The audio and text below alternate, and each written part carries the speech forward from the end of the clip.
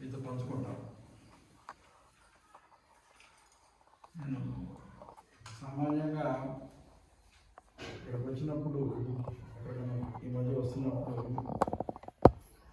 యూనివర్స్ని అడుగుతాను, రేపు అలా చోట వెళ్తున్నాను, క్లాస్ తీసుకుంటున్నాను, నాకు అది ఏం చెప్తాను. యూనివర్స్ చేసి ఎర్లీ మార్నింగ్ మెడిటేషన్లో కూర్చుంటాను. ఆ మెడిటేషన్లో కూర్చొని మెడిటేషన్స్ అయిపోయిన తర్వాత నాకు రకరకమైన భావాలు రావడం మొదలుపడతాయి. ఏం చెప్పాలనుకుంటున్నాను ఏంటి అంట. ఈరోజు కూడా ఈరోజు క్లాస్ ఉంది కదా అని చెప్పి రాత్రి కూడా యూనివర్స్ అంటే తెలుసు కదా, విశ్వాన్ని అడిగితే రేపు క్లాస్ ఉంది ఎలా అనుకుంటున్నాను అని చెప్పి ఉదయం ధ్యానంలో కూర్చున్నాను. ధ్యానంలో కూర్చున్న తర్వాత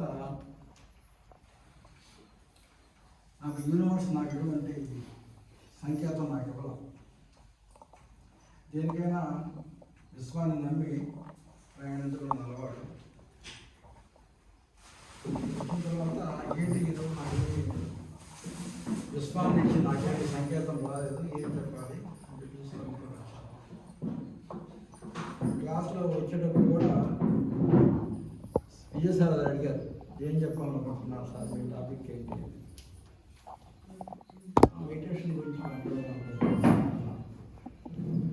వాళ్ళు అన్నారు, మెడిటేషన్ గురించి చెప్పండి సార్ చెప్తాను.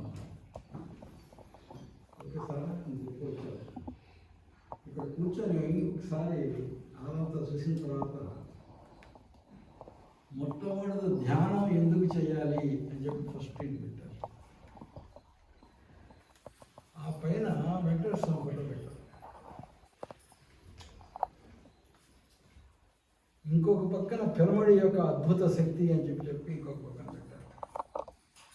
ధ్యానం చేసే విధానం ఆనాపాన సతి శ్వాస మీద ధ్యాస అని చెప్పి ఇంకొక పక్కన పెట్టారు. వినపడుతుందమ్మా? ఈ మూడు విషయాలను క్రోడీకరించి చెప్పటానికి విశ్వం నన్ను ఇక్కడికి పంపించి ఈ మూడు విషయాల గురించి చెప్పు అని చెప్పడానికి ఇప్పటిదాకా నాకు విశ్వం ఏం చెప్పాలి అనేటువంటి విషయం నాకు చెప్పలేదు. ఇక్కడికి ఇంట్లోకి రాగానే, రూమ్లోకి రాగానే విశ్వం ఏం చెప్పాలి అనేటువంటి విషయం నాకు చెప్పింది. ఆ విషయాన్ని మీకు చెప్పాను.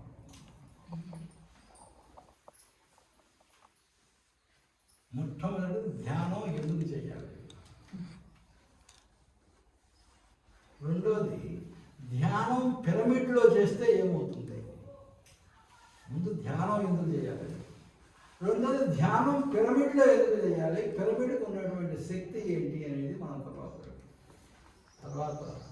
ధ్యానం ఎలా చేయాలి, ఎందుకు చేయాలి, పిరమిడ్లోనే ఎందుకు చేయాలి, ఎలా చేయాలి, చేస్తే మీ ఫలితం ఏంటి అని చెప్పి ఆ పత్రిజీ గారు నా ద్వారా పలుకుతూ ఉంటే నా నాలుక పలుకుతూ ఉంటుంది.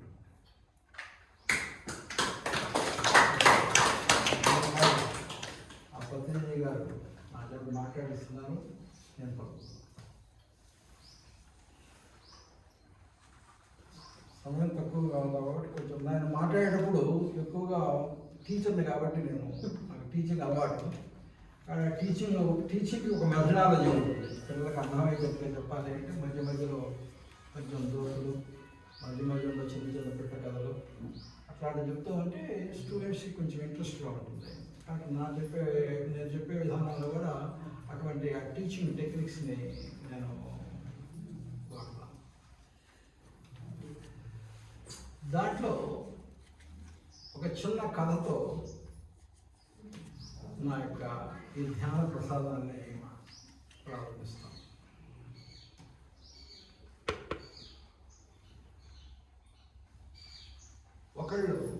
ఒక భార్య కొత్తగా పెళ్లి చేసుకున్నారు. వాళ్ళ అమ్మ నాన్న వాళ్ళు ఆ తండ్రిని, ఆ పెళ్లి కొడుకుని పెళ్లి కూతుర్ని హనీమూన్కి పంపించాలి అని చెప్పి అనుకున్నారు. హనీమూన్కి పంపించాలి అనుకుంటే ఓకే అమ్మా మీరిద్దరు హనీమూన్కి వెళ్ళండి. వారికి ఒక అల్ట్రా మోడర్న్ కార్, ప్రపంచంలో అటువంటి కారు ఇంతవరకు రాలా. దానికి 9 డోర్స్ ఉంటాయి అక్కడ, 9 డోర్స్ ఉంటాయి అక్కడ. 9 డోర్లు ఉన్నటువంటి అతి కొత్త సనాతనమైనటువంటి నూతనటువంటి కారు కొనుక్కొని వచ్చి ఈ కారులో మీరు హనీమూన్ వెళ్ళండి అని చెప్తున్నారు. వెళ్ళేటప్పుడు వాళ్ళకి ఏం చెప్తారంటే, ఈ తల్లిదండ్రులు అమ్మ మీరు ఫస్ట్ టైం వెళ్తున్నారు, అందుకే కొత్తగా పెళ్లి చేసుకొని వెళ్తున్నారు, కాబట్టి మీరు కూడా ఊటీయో కొడైకెనాల్ వెళ్ళబోయే ముందు మీకు ఒక డ్రైవర్ని ఇస్తాము, మీరిద్దరు వెనక కూర్చోండి, డ్రైవర్ డ్రైవ్ చేస్తుంటాడు, ఇంక మీరు డ్రైవింగ్ ఇండియాలో కష్టం కాబట్టి డ్రైవ్ చేస్తాడు, మీరు కొడైకెనాల్ వెళ్ళిపోయిన తర్వాత అక్కడ డ్రైవర్ అక్కడ వెయిట్ చేస్తూ ఉంటాడు, మీరు మీ యొక్క హనీమూన్ని కొనసాగించండి అని చెప్పి ఒక డ్రైవర్ని పంపిస్తారు. పంపించిన తర్వాత ఊరి అలబడికి వెళ్ళిన తర్వాత బ్రహ్మాండమైన కారు, కొత్త కారు, అసలు కొడతా ఉంటే అసలు ఒక నిమిషంలోనే యాక్సిడెంట్ బయటకు వెళ్ళిపోతా ఉంది. మంచి కారు, కొత్త కారు. ఈ కారుని ఆ యొక్క పెళ్లి కొడుకుపై డ్రైవ్ చేయాలని కోరుకుంది. కానీ ఇది నేను చేయకుండా ఇదేంది ఈ డ్రైవర్ని పంపించారు మాకు పెద్దవాళ్ళు.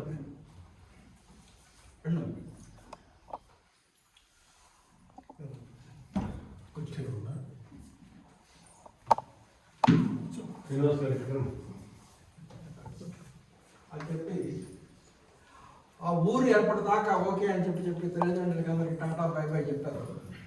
చెప్పిన తర్వాత ఊరు ఎలపడికి వచ్చేసింది కారు.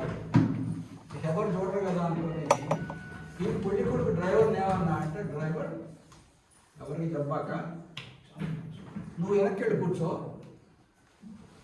అమ్మాయి నువ్వు ఫ్రంట్ సీట్లో వచ్చేసి నేను డ్రైవ్ చేస్తాను, ఎందుకంటే కొత్త కారు కాబట్టి నువ్వు వెనక్కి కూర్చో అని చెప్పి ఆ డ్రైవర్ని వెనక్కి పంపించేసేసి ఆ డ్రైవరు ఈ పెళ్లి కొడుకు పెళ్లి కూతురు ఫ్రంట్ సీట్లో డ్రైవ్ చేస్తూ ఉన్నారు. కారు బ్రహ్మాండమైనటువంటి స్పీడ్లో వెళ్తుంది. 80 kilometres, 90 kilometres, 100 kilometres, 110 kilometres, 120 kilometres, 100 కిలోమీటర్లు, 120 కిలోమీటర్లు, 130 కిలోమీటర్లు, 140 కిలోమీటర్లు బ్రహ్మాండమైనటువంటి స్పీడ్లో వెళ్తుంది. వీడు ఊహాలోకాల్లో తీరిపోతున్నాడు. కొత్తగా పెళ్ళయింది, అందమైనటువంటి భార్య పక్కన ఉంది, మేమిద్దరం ఎక్కడ కాపురం పెట్టాలి, ఎటువంటి ఉద్యోగాలు చేయాలి, ఎటువంటి పిల్లల్ని కనాలి, పిల్లల్ని ఏం చదివించాలి, పిల్లలు చదివించిన తర్వాత వాళ్ళకి పెళ్ళిళ్ళు ఎట్లా చేయాలి, వాళ్ళ పెళ్ళిళ్ళు అయిన తర్వాత వాళ్ళు ఎక్కడ ఉండాలి, మేము ఉండాలి అని చెప్పి ఊహాలోకాల్లో తిరుగుతూ కారు డ్రైవ్ చేస్తూ ఉన్నాడు. ఒక్కసారి 18 చక్రాలు కలిగినటువంటి ఒక లారీ వచ్చింది. ఆల్మోస్ట్ కుదిరిపోయింది. ఎటో ఒకటి తప్పించుకొని మళ్ళీ మీద పోయాడు. వెనకున్నటువంటి డ్రైవరు, సార్ ఏం చేస్తున్నారు మీరు, దృష్టి రోడ్డు మీద పెట్టండి సార్, ఏదైనా పొరపాటు జరిగితే మొత్తం పగిలిపోతాం అని చెప్పి సున్నితంగా ఆ పెళ్లి కొడుకు చెప్పాడు. పెళ్లి కొడుకు సారీ అబ్బాయి నువ్వే కరెక్ట్, నాదే తప్పు, నువ్వు చెప్పినట్టే చేస్తాను అని చెప్పి మళ్ళీ దృష్టి రోడ్డు మీద పెట్టి మళ్ళీ డ్రైవింగ్ మొదలు పెట్టాడు. మళ్ళీ 50 కిలోమీటర్లు, 100 కిలోమీటర్లు, 110 కిలోమీటర్ల స్పీడు, 120 కిలోమీటర్ల స్పీడు, 130 కిలోమీటర్ల స్పీడు, 150 కిలోమీటర్ల స్పీడు. ఒక్కసారి మళ్ళీ ఒక్కొక్క 18 చక్రాలు కలిగినటువంటి లారీ వచ్చింది, గుద్దింది, కారు నుజ్జు అయిపోయింది. డ్రైవర్ చచ్చిపోయాడు, వెనకున్నటువంటి పెళ్లి కొడుకు చచ్చిపోయాడు. అమ్మాయి మాత్రం పెళ్లి కూతురు చక్కగా డోర్ తీసుకుంది, ఏం పట్టినట్టుగా బయటకు వచ్చింది. రోడ్డు మీద ఇంకొక కారు ఎక్కటానికి రెడీగా, ఎక్కటానికి లిఫ్ట్ అవ్వటానికి చెప్పి రోడ్డు మీద నిలబడి లిఫ్ట్ అవ్వటానికి రెడీగా ఉంది. అసలు వీళ్ళ సంగతి పట్టించుకోండి. ఇక్కడ ప్రశ్న ఏమిటంటే, కథ అయిపోయింది కదా, ఇప్పుడు ప్రశ్న లెక్చర్ టీచర్ స్టూడెంట్ ప్రశ్న చేస్తే ప్రశ్న సమాధానం చెప్తారు. ఇప్పుడు మనం ఆధ్యాత్మిక విషయాలు ఉన్నప్పుడు 4 పదాలను ఎప్పుడూ వాడుతూ ఉంటాం. 4 పదాలను ఎప్పుడు మనం వాడుతూ ఉంటాం. పెళ్లి కొడుకు దేనితో సమానము? దేనితో మనం పెళ్లి కొడుకుని పోల్చవచ్చు? ఈ ఆధ్యాత్మిక పరిభాషలో ఉన్నటువంటి 4 పదాలలో ఈ యొక్క పెళ్లి కొడుకుని దేనితో పోల్చవచ్చు? ఎవరైనా చెప్పగలరు? చెప్పండి, సరదాగా మాట్లాడుకుందాం. తప్పు చెప్పినా ఒక చెప్పినా చెప్పండి. ఈ పెళ్లి కొడుకు ఎవరు ఆలోచించండి. పెళ్లి కొడుకు మనసుతో సమానము. మన మనసు అదే కదా పనిచేస్తుంది. ధ్యానం మీద రాగానే ధ్యానం మీద దృష్టి పెట్టాలి. కానీ మనం ధ్యానం మీద ఉన్నామా, ఏదేదో ఆలోచన చెప్పి మళ్ళీ కొంచెంసేపు తీసుకొస్తాం, మళ్ళీ అటు ఇంటికి తిరుగుతాం. కాబట్టి పెళ్లి కొడుకు అనేవాడు ఎవరు? మనసుతో సమానము. ఈ కారు దేనితో సమానం? ఈ కారు దేనితో పోతుంది?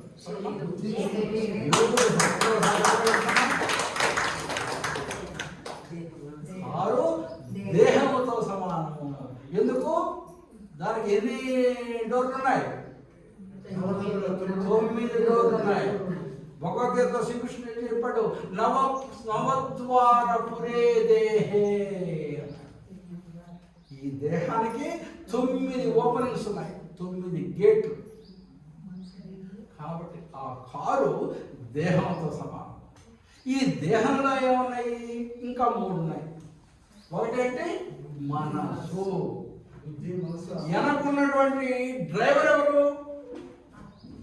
డ్రైవర్ దేంతో పోల్చవచ్చు?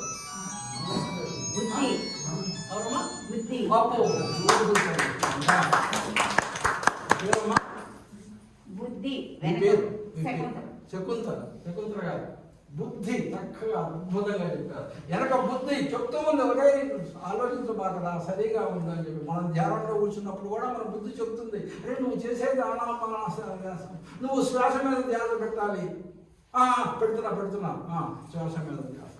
కొంచెం రాగానే మళ్ళీ కాబట్టి మనసు చెప్పాము, డ్రైవర్ని చెప్పాము, కారు చెప్పాము. ఇక మిగిలింది ఎవరు? కూతురు. అబ్బో చాలా ఎవరు ఉన్నారు సార్?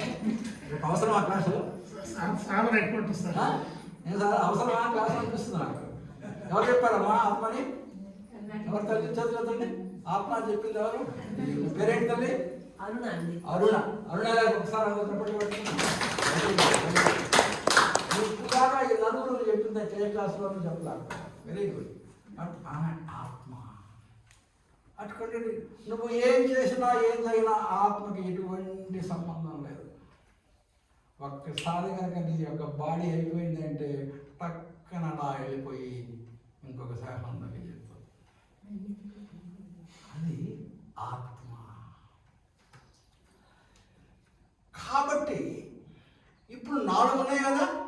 శరీరం ఉన్నది, మనసు ఉన్నది, బుద్ధి ఉన్నది, ఆత్మ ఉన్నది. ఇప్పుడు మరొక ప్రశ్న, ధ్యానము అనేది దేనికి సంబంధించింది? జ్ఞానానికి సంబంధించింది. ధ్యానం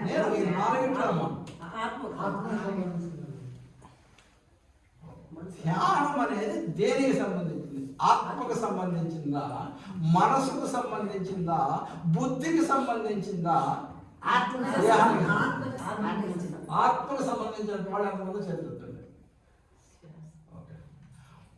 ఓకే. మనసుకు సంబంధించిన వాళ్ళు ఎంతమంది చదువుతుంది? నిర్భయంగా చెప్తున్నాం, ఏం తప్పలేదు, అంతా మనమే, ఏం కాదు.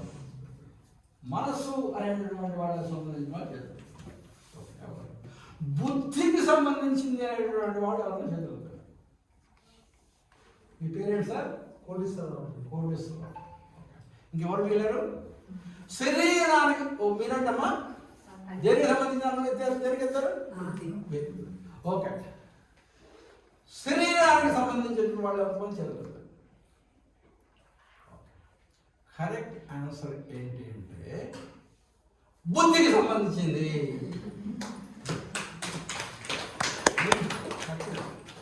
ఎక్కడ ఆన్సర్స్ వస్తున్నాయండి దగ్గర నుంచి, నాకు చాలా సంతోషం ఉంది. బుద్ధికి సంబంధించింది. ఎందుకు మీరు చెప్పగానే నాకు చెప్పాలి కదా, నేను చెప్పాలి కదా, ఎందుకు సంబంధించింది ఎవరు చెప్పి వెళ్ళిపోతే ఉపయోగం లేదు కదా. ధ్యానము అనేటటువంటి పదాన్ని విడదీయండి, ఏమొస్తుంది? ఎవరు తెలుగు మాస్టర్ ఉన్నారు ఎవరు ఇక్కడ? మీకు తెలుసా? టీచర్ తెలుగు మాట. మీ సబ్జెక్ట్ ఏంటి? అంటే ప్రైమరీ స్కూల్. Very good. ధీ ప్లస్ యానము. ధీ ప్లస్ యానము ధ్యానము. ధీ అంటే ధ్యానం అంటే ప్రయాణం, సముద్రయానము, లోకాయానము. ధీ ప్లస్ యానము ధ్యానం. ధీ అంటే ఏమిటి? ఈ ధీ అనే పదం మనకి ఎక్కడన్నా వచ్చిందా? మనం ఎప్పుడైనా విన్నామా?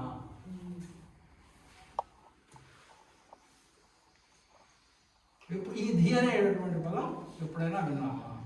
చాలాసార్లు వింటాం. గాయత్రి మంత్రం ఎంతమంది తెలుసు? ఉన్నటువంటి వాళ్ళలో గాయత్రి మంత్రాన్ని చదవగలుగుతుంటారు. పెద్దగా చెప్పాము తెలుసా? ఓకే, మీరు చెప్తారు పెద్దగా చెప్పండి. పెద్దగా చెప్పు ధ్యాన గాయత్రి మంత్రాన్ని చెప్తానండి. ముందే చెయ్యి. నేను అట్లా అన్నాడు, అట్లా అన్నప్పుడు ఆపేసాడు వెంటనే. ఓం భూర్భువస్వం తత్సవితుర్వరేణ్యం భర్గో దేవస్య ధీమహి. ఏమన్నారా? ధీమహి లోపలికండి. ధీమహి కరెక్ట్. అదే మళ్ళీ కంటిన్యూ చేయండి అమ్మా. మళ్ళీ ఇట్లా అన్నా ఆపేసాడు. ఓకే, ధియో యోనం. మళ్ళీ ఏమన్నారు? ధియో యోనం. ఎన్నిసార్లు వచ్చింది? 2 సార్లు ధీ వచ్చింది. ఎప్పుడు అన్నం తెలుసు గాయత్రి. ఆ ధీ అంటే అర్థం ఏంటంటే బుద్ధి అలా. నేను మన గాయత్రి మంత్రాల గురించి మాట్లాడుకోవాలంటే ఒక మంచి సపరేట్ క్లాసు, అక్కడికి వెళ్ళడం. ధీ అంటే బుద్ధి. కాబట్టి ధ్యానం, ధ్యానం అంటే బుద్ధి మీద చేసేటటువంటి ప్రయాణం. బుద్ధి మీద చేసేటటువంటి ప్రయాణాన్ని ధ్యానం అంటాం. అయితే మీరందరూ చెప్పింది కూడా ఇండైరెక్ట్గా కరెక్టే. శరీరానికి సంబంధించింది ధ్యానం, మనసుకు సంబంధించింది ధ్యానం. ఇంకోటి ఏంటి?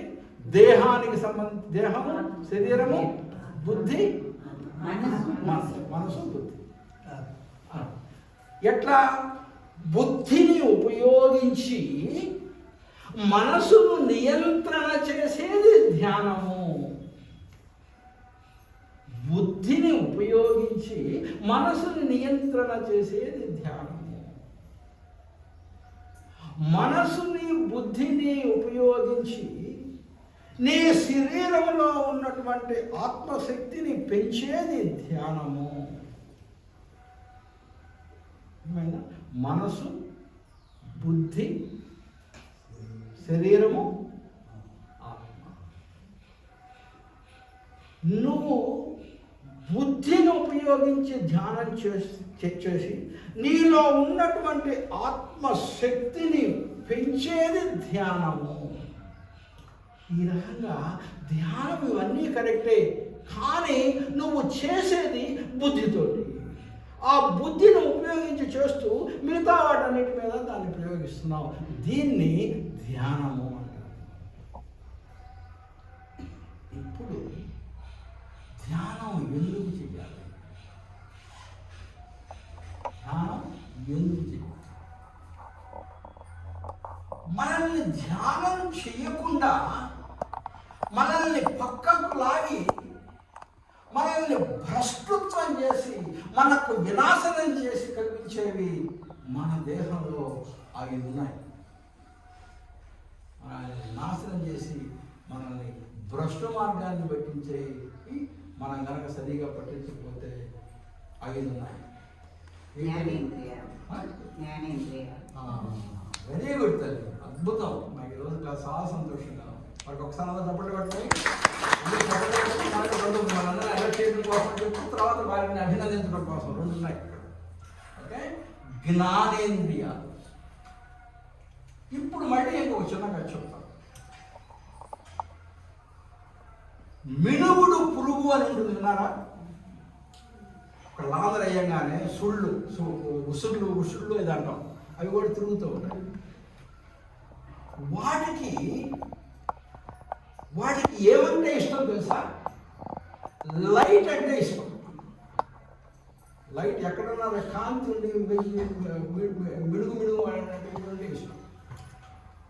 ఆ ఇష్టం వల్ల ఎక్కడ లైట్ ఉంటే, ఎక్కడ కనుక మంట ఉంటే అక్కడికి వచ్చేస్తాయి. తిరిగి తిరిగి తిరిగి తిరిగి ఏం చేస్తాయి? ఆ మంట దగ్గరికి వెళ్ళి మంట దగ్గరికి వెళ్ళి మంట దగ్గరికి ఏం చేస్తాయి? ఆ మంటలో పడి చచ్చిపోతుంది. అలానే ఇంకొక రకమైనటువంటి జంతువు ఏమిటో తెలుసా? ఆ జంతువు తేనెటీగ. తేనెటీగకి ఏమంటే ఇష్టం తెలుసా? సువాసన అంటే ఇష్టం. సువాసన అంటే ఇష్టం. ఆ తేనెటీగ ఏం చేస్తుందంటే ఒక పువ్వు దగ్గరికి వస్తుంది.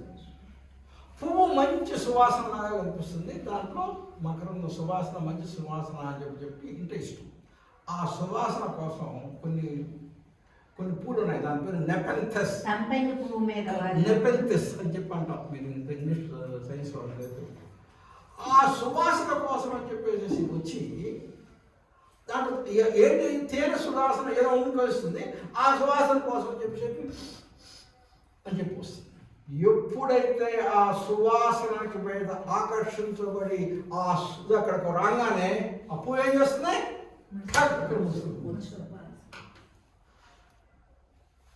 అయిపోయింది.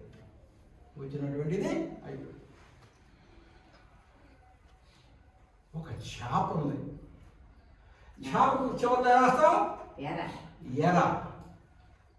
ఎర్రలేనో వాన పావును వేస్తాం, ఎర్ర ఇసురేస్తాం. చేపకి రుచి అంటే ఇష్టం.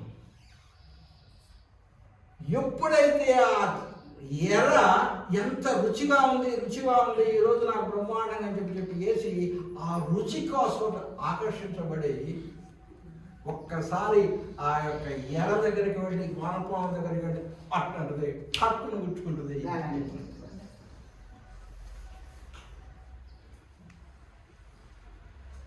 లేడీ జింకకి ఏమంటే ఇష్టం? శబ్దం అంటే ఇష్టం. సంగీతం. జింకకి శబ్దం అంటే ఇష్టం. అందుకని జింకని వేటాడేవాళ్ళు ఇక్కడ ఎక్కువ ఉండవు, మాకు అమెరికాలో ఎక్కువ ఉన్నాయి. జింకకి శబ్దం అంటే ఇష్టం. వాళ్ళు జింకను పట్టుకునేటటువంటి వాళ్ళు ఒక రకమైనటువంటి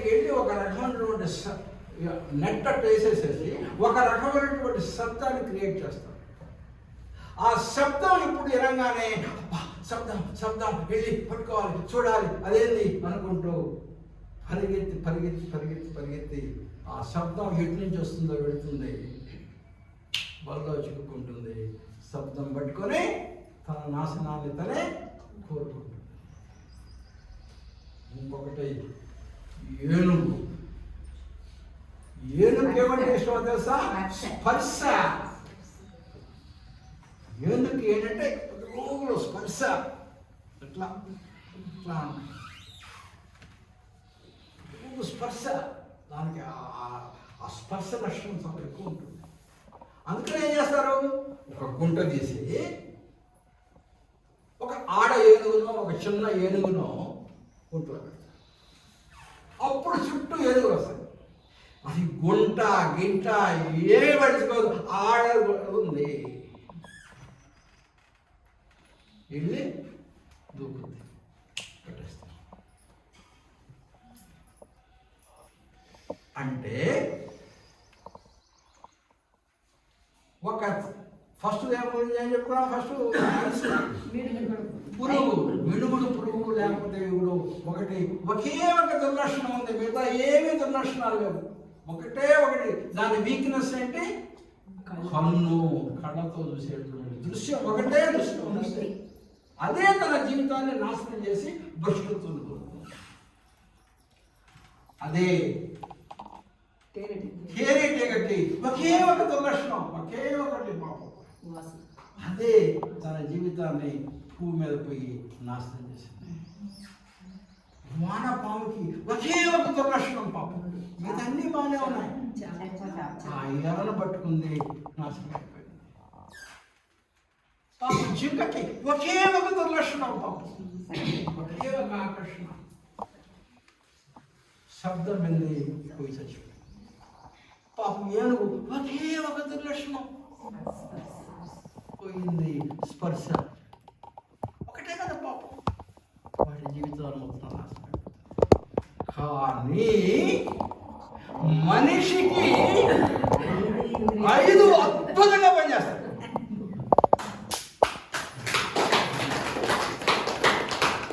మనిషికి 5 అద్భుతంగా పనిచేస్తాయి. కళ్ళు పనిచేస్తాయి, ముక్కులు బ్రహ్మాండంగా పనిచేస్తాయి, నాలుగు బ్రహ్మాండంగా పనిచేస్తాయి, చెవులు బ్రహ్మాండంగా పనిచేస్తాయి, శరీరం మొత్తం బ్రహ్మాండంగా పనిచేస్తాయి.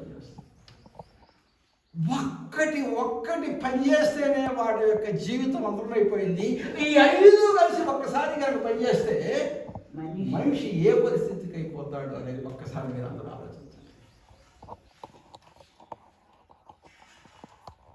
కాబట్టి మనిషి వీటి అన్నిటి బారి పడకుండా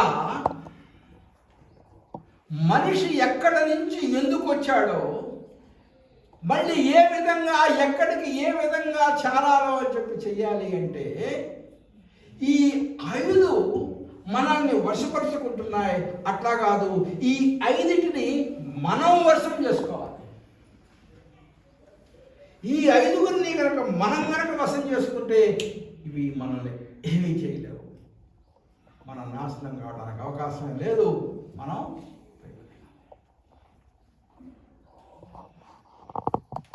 అలా చేసుకోవడానికి, మనం ఈ యొక్క పరమార్థాన్ని, మన జీవిత సత్యాన్ని నేర్చుకోవడానికి, మనం మోక్షం పొందడానికి అనేక మార్గాలు ఉన్నాయి. ఏమిటా మార్గాలు? భక్తి యోగము. గుడికి వెళ్తాం, గుడిలో దేవుడు ఉంటాడు, దండాలు పెట్టుకుంటాం అని చెప్తాం. రెండోది ఏ యోగము? కర్మయోగము అనేది పనులు చెప్పి. మూడోది ఏ యోగము? జ్ఞానయోగము అని చెప్పి చెప్తాం. నాలుగోది ఏంటి? రాజయోగము అని చెప్పి చెప్తాం. వీటన్నిటిలో గొప్ప ఏంటి? ఏ యోగము? అబ్బో సార్, అందరికంటే జ్ఞానయోగం అని చెప్పి వాడు. భక్తి యోగం అని చెప్పేవాడు ఎంతమంది? కర్మయోగం అని చెప్పేవాడు ఎంతమంది? రాజయోగం అని చెప్పేవాడు ఎంతమంది? ది ఆన్సర్ ఈజ్ రాజయోగం. ఎందుకో తెలుసా? దాని పేరే ఏం పెట్టారు? రాజయోగము అని పెట్టారు. అంటే అర్థం ఏంటి? అన్ని యోగముల కంటెక్కి, అన్ని యోగములకు రాజు అయినది రాజయోగము. అందుకని అంటారు రాజయోగము అని పెట్టారు. అన్ని యోగములకు రాజు లాంటిది రాజయోగం. ఈ ధ్యానాన్ని తీసుకొచ్చి ఏ యోగంలో పెట్టారు? రాజయోగంలో పెట్టారు. అంటే భక్తి అవసరం లేదా? కావాలి, భక్తి కావాలి. మరి కర్మ అవసరం లేదా? కర్మ కూడా కావాలి. మరి జ్ఞానం అవసరం లేదా? జ్ఞానం కూడా కావాలి. కానీ ఇవి యోగాలు కావాలి. కానీ ఇవి ఒకదాని తర్వాత ఒకటి దాటి నిన్ను రాజయోగంలోకి తీసుకెళ్ళి నువ్వు ఆత్మదర్శనం చేయించుకునేది రాజయోగము, ధ్యానం. ఇవన్నీ అవసరమే. కానీ చాలామంది భక్తితోటి స్టార్ట్ చేస్తారు, కానీ అక్కడే అయిపోతారు. కానీ అక్కడ కాకూడదు, పైకి వెళ్తుండాలి. ఎట్లా ఉండాలి? ఫస్ట్ గుడికి వెళ్తాం, గుడికి వెళ్ళంగానే దేవుడికి నమస్కారం పెడతాం. అదేంటి? భక్తి యోగము. ఆ భక్తి యోగం అయిపోయిన తర్వాత ఏం చేస్తాము? కొద్దిసేపు అయిపోయిన తర్వాత ఆ పూజారి నలుగురు అయిన తర్వాత, సార్ అక్కడ ఎవరో మంచినీళ్ళు పారిపోస్తారు, కొంచెం శుభ్రం చేసి పెడతారా సార్ అని అడుగుతారు. ఓకే, దేవుడు దండం పెట్టుకున్నాను, అది చేస్తే ఇంకొంచెం పుణ్యం వస్తుందేమో, తప్పనిసరిగా స్వామి అని చెప్పి ఒక ఇది తీసుకొని శుభ్రం చేసి పడతాం. ఏం చేస్తాం? ఎక్కడికి వచ్చాం? కర్మయోగంలోకి వచ్చాం. ఎక్కడికి వచ్చాం? కర్మయోగం. తర్వాత ఇంకొంచెం సేపు 2 రోజులు స్కూల్కి వెళ్ళేటప్పుడు గుళ్ళో నుంచి బయటకు వచ్చినప్పుడు ఏదో భగవద్గీత చెప్తున్నాడు. ఒరే గుళ్ళో నుంచి బయటకు వస్తున్నాం కదా అని చెప్పి కూర్చొని ఆ భగవద్గీత తింటాడు. ఏంటది? ధ్యానం. అయ్యా కాబట్టి ఫస్ట్ భక్తి, దేవుడు దండం పెట్టుకున్నాను, తర్వాత దేవుడికి సంబంధించినటువంటి పనులు చేశాను, తర్వాత జ్ఞానం చెప్పాడు. ఏదో జ్ఞానంలో ఆ జ్ఞానంలో ఉంటుంది, తర్వాత ఇది మోక్షం, అది ఇది చెప్పి ఎట్లా వస్తుంది మోక్షం, ఏం చేసి ధ్యానం చేయాలి, భగవద్గీత 6వ అధ్యాయంలో ధ్యానం గురించి ఎట్లా చెప్పాడు. కాబట్టి కూర్చొని ధ్యానం చెప్తాడు. కాబట్టి భక్తి యోగంలో ప్రారంభం కావాలి, ధ్యాన యోగంలో జ్ఞాన యోగంలో మనం ఎండ్ కావాలి. కాబట్టి అంతిమ లక్ష్యం ధ్యాన యోగం. కాబట్టి అందుకు ధ్యానం అవసరం. ధ్యానంలో మనం ఏం చేస్తున్నాం? బుద్ధిని ఉపయోగించి ధ్యానంలోకి రావాలంటే బుద్ధి కావాలి కదా, వాడికి ఆ బుద్ధి పుట్టాలి. ఆ బుద్ధి పుడితే ధ్యానంలో కూర్చుంటాడు. కాబట్టి ధ్యానంలో కూర్చొని చేయాలి. కాబట్టి ధ్యానము అనేది అంతిమ లక్ష్యం. మనందరం కూడా చివరికి రావాల్సింది ధ్యాన మార్గములోకే. అది ఈరోజు కావచ్చు, రేపు కావచ్చు, 2 కావచ్చు, 10 సంవత్సరాలు కావచ్చు. కానీ మీరు ఇప్పుడే అందరూ ఈ ధ్యానాన్ని గురించి తెలుసుకొని ధ్యాన యోగంలో ఉండి ధ్యానంలో నాకు అనిపిస్తున్నారు అంటే దాని అర్థం ఏంటండి? మీకు తెలుసో మీకు తెలియకో మీరు గత జన్మలలో భక్తి యోగాన్ని దాటారు, కర్మయోగాన్ని దాటారు, జ్ఞాన యోగాన్ని దాటారు, రాజయోగంలో ఉన్నటువంటి ధ్యాన యోగంలోకి అడుగు పెట్టారు. ఆ విషయం మీకు తెలవచ్చు, తెలవకపోవచ్చు, కానీ నిజం, సత్యం మాత్రం అదే. లేకపోతే మీరు ధ్యానం గురించి మీకు తెలియదు, ధ్యానాన్ని ఒప్పుకోరు, ధ్యానాన్ని గురువెవరు. మీరందరూ ఇంత ముందు వచ్చి ఇంతసేపు వెయిట్ చేసి వింటున్నారు అంటే మీరు ధ్యానంలోకి ఉన్నారు. మీ యొక్క పూర్వజన్మలో మిగతా అన్ని కూడా కంప్లీట్ చేశారు. కాబట్టి ఇప్పుడు మిమ్మల్ని ధ్యానంలో ఇంకా ధ్యానం గురించి చెప్పుకోవాలని చాలాసేపు చెప్పుకోవాలి. కాబట్టి ధ్యానాన్ని గురించి ఇంతవరకు ఆపేస్తాను. ఎందుకంటే ధ్యానం గురించి 2 గంటలు పడుతుంది చెప్పాలి. ఇంతవరకు ఆపేస్తాను. ఓకే, ఫస్ట్ అయిపోయింది. ధ్యానం ఎందుకు చెయ్యాలి? ఆన్సర్ కదా, ఎందుకు మనం ధ్యానం చేయాలి అనేది.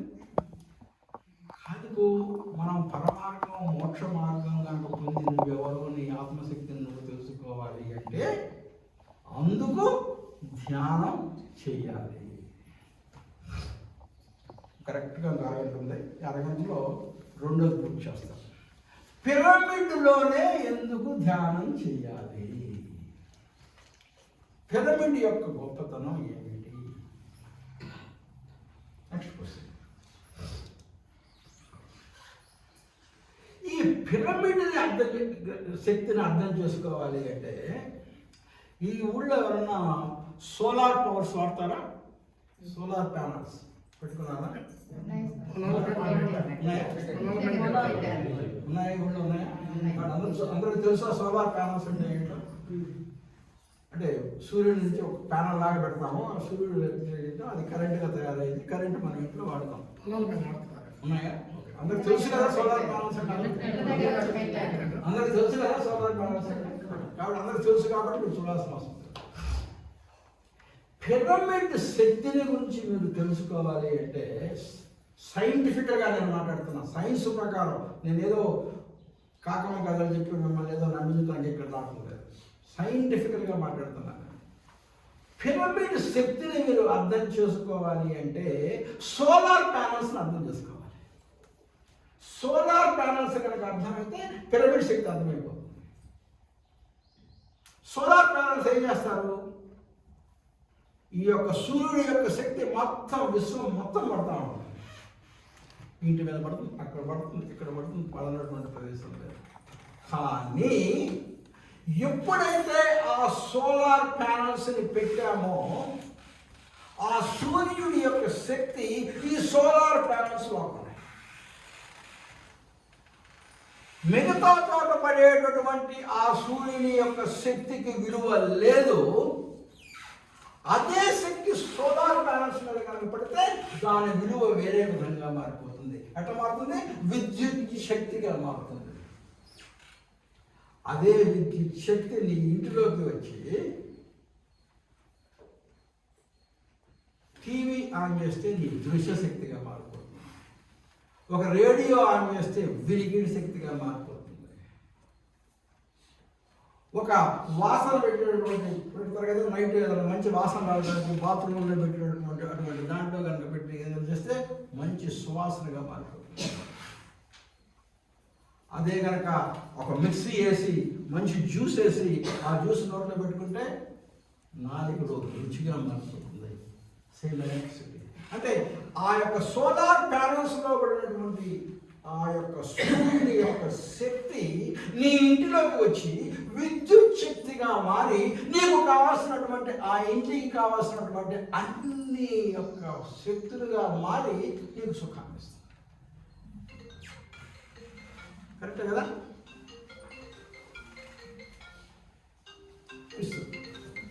అదే విధంగా నువ్వు పిరమిడ్ అనేటటువంటి ఒక దానికంటే పిరమిడ్ కూడా ఎన్ని ప్యానల్స్ ఉంటాయి? 4. పిరమిడ్కి 4 ప్యానల్స్ ఉంటాయి. ఈ 4 ప్యానల్స్ ఉంటాయి. ఈ యొక్క సోలార్ ప్యానల్స్ కూడా ఒక 5-6 ప్యానల్స్ ఉంటాయి. కానీ సోలార్ ప్యానల్ తీసుకొచ్చి అక్కడ పడేసాం అనుకోండి, పనిచేస్తుందా? చెయ్యదు. పనిచేయదు. సోలార్ ప్యానల్ తీసుకొచ్చి అక్కడ పడేసాం అనుకోండి, పనిచేయదు. కానీ ఎప్పుడు పనిచేస్తుంది? ఆ సోలార్ ప్యానల్స్ని ఏ రకంగా, ఏ డైరెక్షన్లో, ఎంత యాంగిల్లో, ఎంత కోణంలో, ఎటు నుంచి ఎటు తిప్పుతూ ఎట్లా పెట్టాలో అట్లా పెట్టినప్పుడే ఆ సోలార్ ప్యానల్స్ సౌరశక్తిని గ్రహిస్తుంది.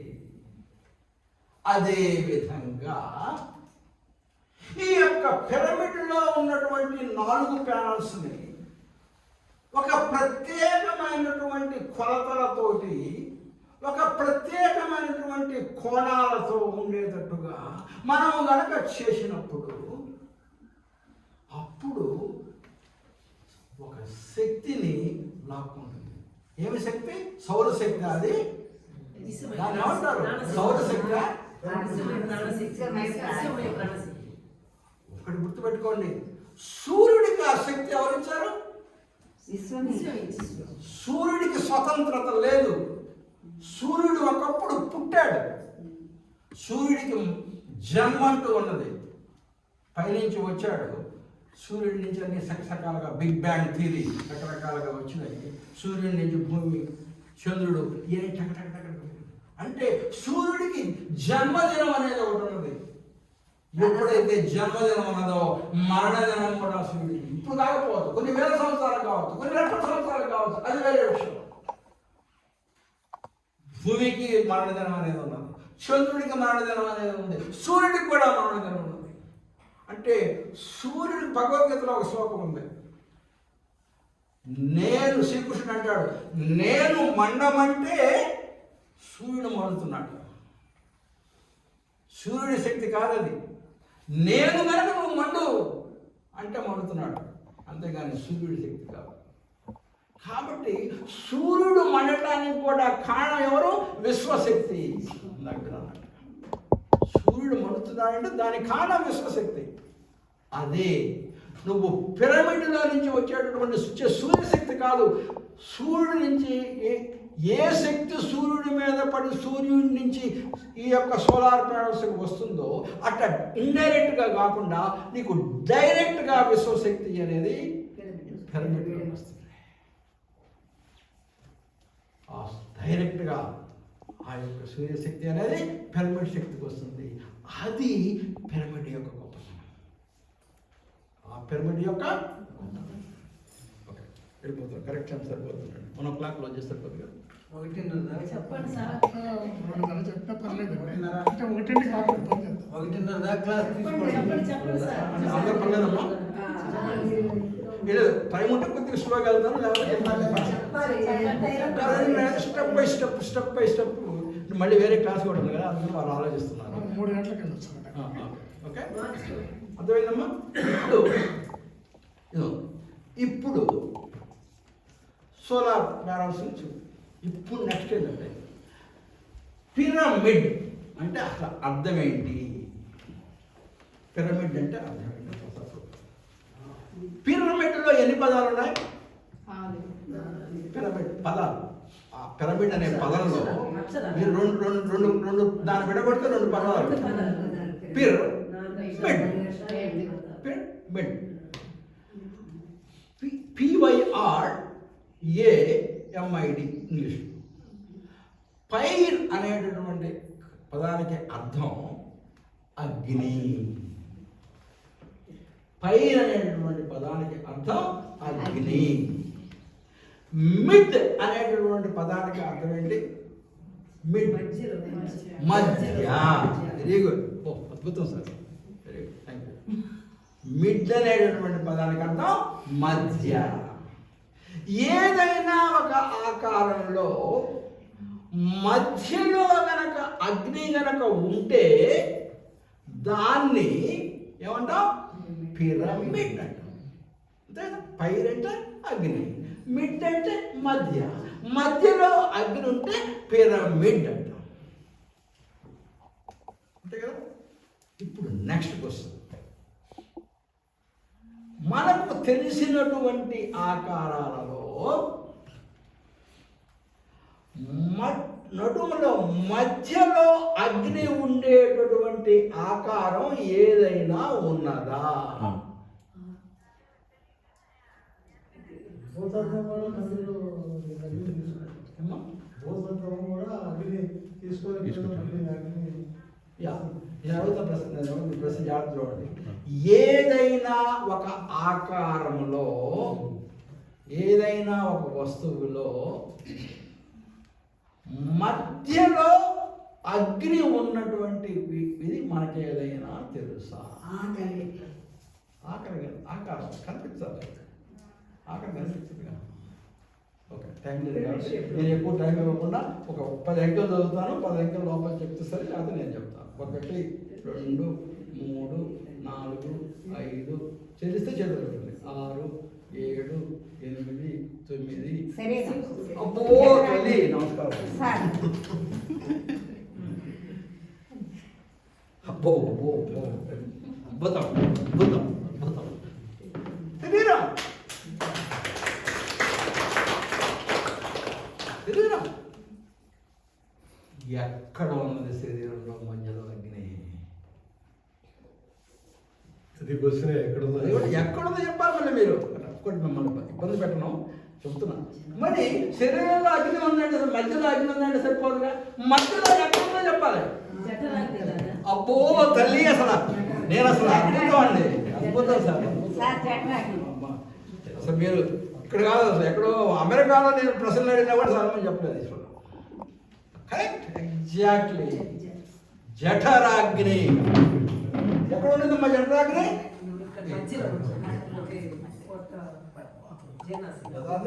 ఎక్కడ అంటే శరీరం ఇక్కడి నుంచి ఇక్కడ దాకా అంటే కరెక్ట్గా మధ్యలో ఉంటుంది జఠరాగ్ని జఠరాగ్ని అంటే ఏంటి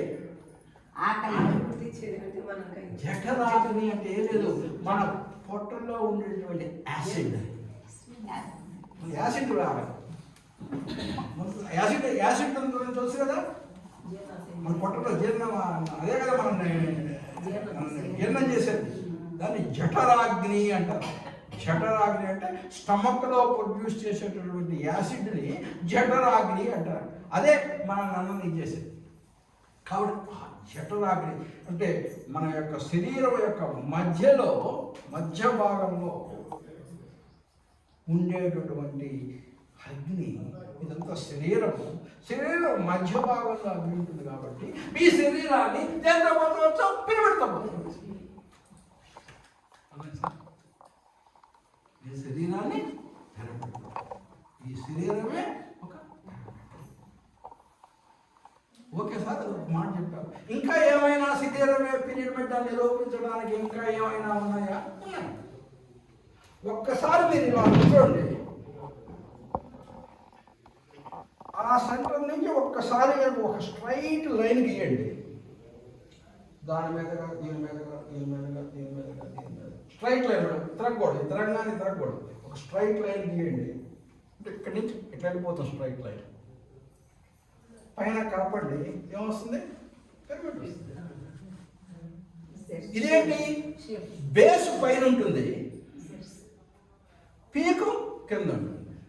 ఓకే, ఇంకొక భంగిమ ఇట్లా పెట్టండి, ఇట్లా పెట్టండి. ఇక్కడి నుంచి గీయండి, స్ట్రైట్ లైన్ గీయండి. ఇట్లా పైకి వెళ్ళేటప్పటికి ఇట్లా వస్తుంది. ఇదేంటి? ఇంకొక పిరమిడ్. దీనికి బేస్ ఏముంటుంది? బేస్ ఎక్కడ ఉంటుంది? కింద ఉంటుంది. ఎపెక్స్ ఇది ఎక్కడ ఉంటుంది? పైన ఉంటుంది. ఒకే దాంట్లో ఎపెక్స్ ఏమంటారు? శిఖరమా? శిఖరం అనేటువంటి దాని పైన ఉండి బేస్ కింద ఉండి రెండు రకాలుగా ఉన్నటువంటి దాన్ని పిరమిడ్కి ఒక పేరు ఉంది. మెర్కాబా పిరమిడ్ అంటారు. విన్నారా లేదా మీరు? మెర్కాబా పిరమిడ్ పేరు విన్నారు సార్? దగ్గర చూస్తారు. మెర్కాబా మామూలు పిరమిడ్ కంటే గొప్ప పిరమిడ్. ఎక్కడో కొన్ని చోట్ల మాత్రమే ఉంటుంది. అంటే నీ దేహం మామూలు పిరమిడ్ కూడా కాదు, మెర్కాబా పిరమిడ్. నీ దేహం మామూలు పిరమిడ్ కూడా కాదు, మెర్కాబా పిరమిడ్. ఓకే సార్, ఇంకా ఏమైనా చెప్తారా మన దేహం పిరమిడ్ గురించి? మీరు మీ మూత్రపిండాలలో, నేను డాక్టర్ కాబట్టి చెప్తున్నాను, మీరందరికీ ఎవరికన్నా ఇంటర్నెట్ తెలిస్తే గూగుల్కి వెళ్ళండి. గూగుల్లోకి వెళ్ళి మూత్రపిండాలు పిరమిడ్లు అని కొట్టండి. ఎందుకంటే మీ మూత్రపిండాలలో ఉండే ఎన్ని పిరమిడ్స్, నేను చెప్పగా సైన్స్ ప్రకారం చెప్తున్నాను. అది మీ మూత్రపిండాలలో పిరమిడ్స్ ఉంటాయి. మూత్రపిండాలు, కిడ్నీస్లో పిరమిడ్స్ ఉంటాయి. మీ యొక్క బ్రెయిన్ పిరమిడ్స్ అని కొట్టండి. మీ యొక్క బ్రెయిన్ నిండా పిరమిడ్స్ ఉంటాయి. తర్వాత మీ దగ్గర టెయిల్ బోన్ అని ఒక కింద ఒక బోన్ ఉంటుంది. మనం కూర్చుంటే ఒక్కోసారి కింద అది ఇలా ఉంటుంది, ఇలా ఉంటుంది. టెయిల్ బోన్ అంటారు. అంటే నీ బాడీలో ఈ యొక్క దీని ప్రకారం నీ బాడీ పిరమిడ్, అందులో నీ బాడీ లోపలే ఎన్నో పిరమిడ్స్ ఇమిడి ఉన్నాయి. నీ యొక్క అందులో మనం ఏమంటాం, ఒకళ్ళ పిరమిడ్ కట్టుకుంటారు. పిరమిడ్ కట్టిన తర్వాత ఏం చేస్తారు? ఆ పిరమిడ్ లోపల ఇంకా చిన్న చిన్న చిన్న చిన్న చిన్న చిన్న పిరమిడ్స్ పెడతారు. దీంట్లో కూడా పెట్టుంటారు, అట్లా పిరమిడ్స్ పెడతారు. అదే రకంగా నీ బాడీ ఒక పిరమిడ్, నీ బాడీ లోపల మళ్ళీ ఇంకా కొన్ని పిరమిడ్స్ పెరగబడి ఉన్నాయి. కాబట్టి అది పిరమిడ్ యొక్క శక్తి. నీ యొక్క దేహమే ఒక పిరమిడ్ మయం.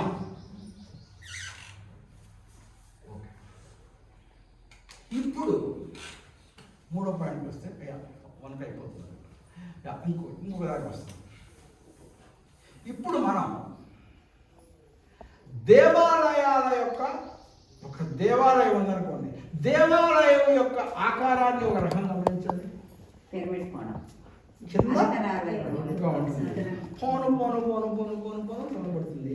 ఒక పిరమిడ్ ఆకారంలో దేవాలయం ఉంటుంది. చర్చిలు చూడండి, అడుగుల వెడల్పుగా ఉంటాయి. పొయ్యే కొద్ది పాతకాలపు మసీదులను చూడండి. ఇప్పుడు కొత్తగా కట్టిన మసీదు కాదు, పాతకాలపు మసీదులు కాశ్మీర్ అట్లాంటి ప్లేస్లో కొట్టాలి. వాటిలో కూడా అడుగుల వెడల్పుగా ఉంటుంది. పైకి వెళ్ళేటప్పుడు కూడా అంటే ఎటువంటి ఆధ్యాత్మిక కేంద్రమైనా కూడా పిరమిడ్ రూపంలో కడతారు.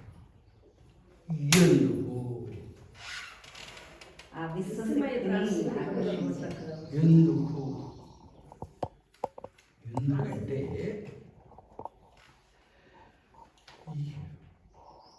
ఒక గుడి కట్టారు, వెంకటేశ్వర స్వామి గుడి.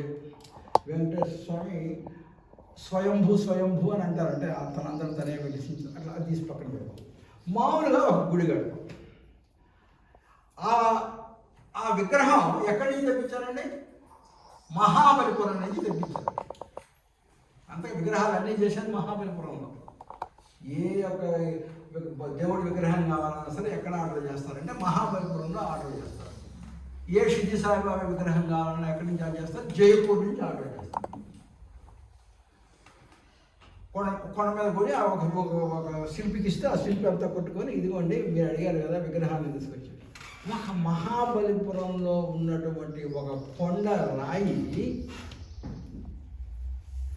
వచ్చి మనం కట్టినటువంటి ఈ పిరమిడ్ రూపంలో ఉన్నటువంటి దీంట్లో కనుక ప్రతిష్ఠిస్తే రాయి కాస్త ఎవరైపోయాడు? దేవుడైపోయాడు. ఎందుకు? రాయే కదా. మరి ఆ రాయిని ఇక్కడ రాగానే దేవుడు అంటున్నాం. దేవుడు అంటమే కాదు, ఆ దేవుడు ముందుకెళ్ళి మనం దండం పెట్టుకుంటే దాని ఫలితాలను కూడా మనం అనుభవిస్తున్నాం. గుడిలోకి లోపలికి వెళ్ళినప్పుడు మనకు రకరకాల అనుభూతి ఉంటుంది. ఆ గుడి నుంచి బయటకు వచ్చేటప్పుడు ఇంకొక ప్రశాంతత అనుభవం ఇవన్నీ మనలో ఉంటాయి. నేను తప్పంటం లేదు, ఇది నిజమే. అందరం నేను కూడా అనిపిస్తాను ఆ యొక్క మంచితనం ఇదని చెప్పి. కానీ నేను అడిగే ప్రశ్న ఒక్కటే, ఆ యొక్క మహాబలిపురం నుంచి వచ్చినటువంటి ఆ యొక్క రాయికి అంతటి గొప్ప శక్తి ఎక్కడి నుంచి వచ్చింది? విశ్వంలో నుంచి పిరమిడ్ రూపంలో ఆ యొక్క గుడి ఉన్నది కాబట్టి ఈ యొక్క చేసి ఈ చెందినటువంటి ఫలితాల ఫలితంగా ఆ శక్తి డైరెక్ట్గా వచ్చి ఒక రాయిని దైవంగా మార్చేసేసింది. అర్థమైందమ్మా? అందుకే ఆ యొక్క కానీ ఆ యొక్క దైవంగా మారినటువంటి ఒక శిల ఎక్కడుంటుంది? గర్భగుడిలో ఉంటుంది. బయట ఉండదు, గర్భగుడిలో ఉంటుంది. ఆ గర్భగుడిలో ఎవరైనా రాణిస్తారా? No, no entry. ఎంతవరకు? అంతవరకే. అక్కడి నుంచి అక్కడ ఓటానికి లేదు. అయినా కూడా మనం ఆ దేవుడి దగ్గరికి వెళ్ళి దండం పెట్టుకొని కనుక ప్రార్థన చేస్తే ఆ యొక్క ఫలం, ఆ యొక్క ఫలితం మనకి వస్తుంది. ఎందుకు? నువ్వే కాదు, నువ్వు ధ్యానం చేసినా కూడా ధ్యానం యొక్క 2 ఫలాలు. ఒకటి, ధ్యానం చేసేటటువంటి వాడికి 2 పనులు చేస్తాడు. ఒకడు తను ఉద్ధరించుకుంటాడు, తన చుట్టూ ఉన్నటువంటి వాళ్ళని కూడా ఉద్ధరిస్తాడు. ఎలా? ధ్యానం అనేటువంటి శక్తి నిన్ను ఉద్ధరిస్తుంది. ఆ ధ్యాన శక్తి నీ చుట్టూ ఉండేటటువంటి వాళ్ళని కూడా ప్రభావితం చేస్తుంది. దానికి కారణం సీతమ్మ. అయిపోతుంది, వచ్చేస్తాను మళ్ళీ డైవర్ట్ అయిపోతున్నాను. ఒక్క నిమిషం చెప్పి వస్తాను. ఎగ్జాంపుల్ చెప్తే నేను అందరికీ అర్థం. అంటే నువ్వు గనక ధ్యానం చేస్తే నీ ప్రభావం నీకు మాత్రమే పవిత్రునిగా చేయకుండా నీ చుట్టూ ఉన్నటువంటి వాళ్ళ యొక్క మాట మీద కూడా నువ్వు సహాయం చేసినట్టున్నావు. అంటే నువ్వు సేవ చేసిన వాడు అవుతావు, ఇంకొకటి బాగు చేసినవాడు. ఎలా అంటే సీతమ్మ యొక్క కథ. సీతమ్మ రావణాసురుడి చేత అపహరించబడి ఎక్కడ పెట్టాడు సీతమ్మని రావణాసురుడు? అశోకవనంలో పెట్టాడు. ఆమె అశోకవనంలో పెట్టినప్పుడు ఒకే ఒక అశోక వృక్షాన్ని ఎంచుకొని ఆ అశోక వృక్షం కింద ఏం చేసింది?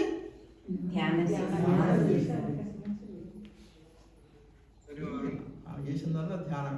పరిగెత్తరా, వాడు స్టీట్ పట్టుకుంటాడు, ఇంకా రాముడు రాలేదేంది, ఇంకా ఆంజనేయుడు రాలేదేంది, ఏంది వీళ్ళే ఏం మాట్లాడా, కూర్చొని ధ్యానం చేసింది. ఎక్కడ చేసింది? అశోక వృక్షం కింద. అశోక వృక్షం ఎట్లుంటుందో ఒకసారి అడుగున వెడల్పుగా ఉంటుంది, పైకి అంటే అశోక వృక్షము ఒక పిరమిడ్. సీతమ్మ గారు అశోక వృక్షం కింద ఉండి జస్ట్ ధ్యానం చేసింది. అన్ని రోజులు రావణాసురుడి చెరలో సీతమ్మ ఉన్నప్పటికీ రావణాసురుడు ఒక్క చెయ్యేశాడు అతని మీద. ప్రతిరోజు వస్తాడు ఆమెను ఏదో చెయ్యాలి. దగ్గరకు వస్తాడు, చూస్తాడు, ఏంటో రావటం విపరీతంగా కోరికతో వస్తాడు. దగ్గరకు రాగానే రేపు, మళ్ళీ రేపు వస్తాడు, మళ్ళీ దగ్గరకు వస్తాడు, చేస్తున్నాడు, మళ్ళీ చూస్తాడు, రేపు. ఈ రేపు రేపు మనందరం గోడ మీద రేపు అని రాసుకున్నాడు. కారణం ఏంటి? ఆమె చేసేటటువంటి ఆ ధ్యాన శక్తి ఆమెను ఉద్ధరించడమే కాకుండా చుట్టూ ఒక రక్షణ వలయం సృష్టించింది. దాని ప్రభావమే ఆమెని. ఇది ఎందుకు చెప్పుకున్నాం మనం? గుళ్ళోకి వెళ్తే మనల్ని గర్భగుడిలోకి రాకపోతే మనం ఇక్కడెక్కడో ఉంటే ఆ యొక్క మనకెక్కడ కలుగుతుంది అని అంటే ఇదే. అంటే ఆ యొక్క శిలకి ఆ శక్తి వచ్చి ఆ శక్తి యొక్క ప్రభావం ఆ చుట్టూ ఉంటుంది. కాబట్టి మనం వెళ్ళి అక్కడ కనుక దండం కనుక పెట్టుకున్నామంటే ఆ శక్తి మనలోకి వస్తుంది. కాబట్టి దాని ప్రభావాన్ని నువ్వు అనుభవిస్తావు. అర్థమైందమ్మా? అర్థమైంది తల్లి? అవును, ప్రశ్నలు ఉన్నాయా? కొంచెం ముందుకు వెళ్తాను. I think very good. Okay, ఇప్పుడు ఇంకా పిరమిడ్ యొక్క అద్భుత శక్తి. ఇప్పుడు వస్తున్నాం పిరమిడ్ యొక్క అద్భుత శక్తి ఏంటో తెలుసా? దేవుడు గుళ్ళో ఉన్నాడు. గుళ్ళో ఆ యొక్క శిల్పం గర్భగుడిలో ఉంది. నువ్వు యువతలు ఉన్నావు. నీకు ఇండైరెక్ట్గా వస్తుంది. ఫస్ట్ శక్తి లోపలికి వస్తుంది. పిరమిడ్ లాగా గర్భగుడిలో ఉండే వస్తుంది. అక్కడి నుంచి నువ్వు యువతలు ఉన్నావు. అప్పుడు నీకు ఎల రూపంలో వస్తుంది. ఒకవేళ గనక ఆ గుడిలో దేవుడు ఎక్కడ ఉన్నాడో, శిల్పం ఎక్కడ ఉన్నదో, నువ్వే అక్కడ ఉన్నావు అనుకో. ఎవరైనా పడుతుంది అది ఆ శక్తి? గర్భగుడిలో ఉన్నాడు కదా, అది కూడా ఒక మహాబలిపురం నుంచి తెప్పించిన రాయేగా. అదే కనుక నువ్వే వెళ్ళి అక్కడ కూర్చున్నావు అనుకో, ఆ గర్భగుడిలో విగ్రహం ఎక్కడ ఉన్నదో అక్కడే నువ్వు కూర్చున్నావు అనుకో, ఆ విశ్వశక్తి నీ మీద పడుతుంది.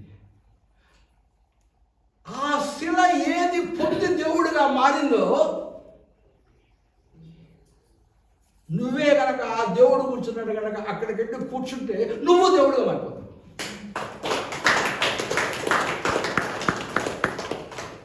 నువ్వు దేవుడుగా మారిపోతావు. దేవుడు అట్లా కదా మారింది. శిల దేవుడిగా అట్లా మారాడు ఇట్లానే. కాబట్టి నువ్వు వెళ్ళి కూర్చున్నావు, నువ్వు మారిపోతావు. అందుకే పిరమిడ్లో కూడా ఎక్కడ పడితే అక్కడ కూర్చోకూడదు.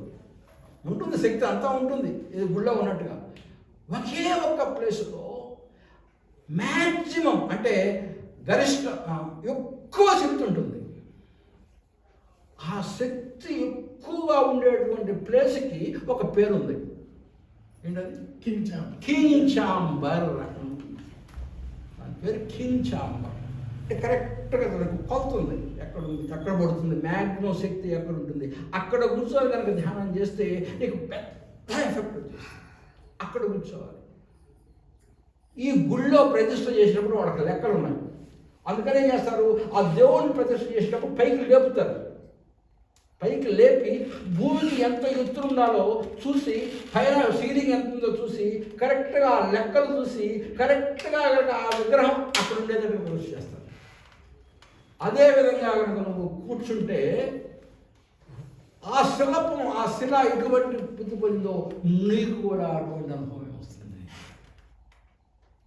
కాబట్టి నువ్వు కనుక అది చేస్తే అప్పుడేంటి నువ్వున్నావు అనుకో, అప్పుడు నువ్వు ధ్యానం చేస్తున్నావు అనుకో, దేవుడు గర్భగుడిలో నుంచి భక్తుడికి ఏ రకంగా ఇండైరెక్ట్గా వస్తుందో, సీత ధ్యానం చేస్తుంటే రావణాసుడి వైపు ఏ రకంగా మంచి ఆలోచనలు కలిగించాడో, అప్పుడు నువ్వు దేవుడిగా మాత్రమే కాకుండా నీ చుట్టూ ఉన్నటువంటి వాళ్ళందరినీ కూడా ప్రభావితం చేస్తావు.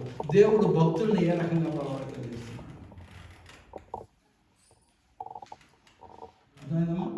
అంటే పిరమిడ్ యొక్క అద్భుత శక్తి.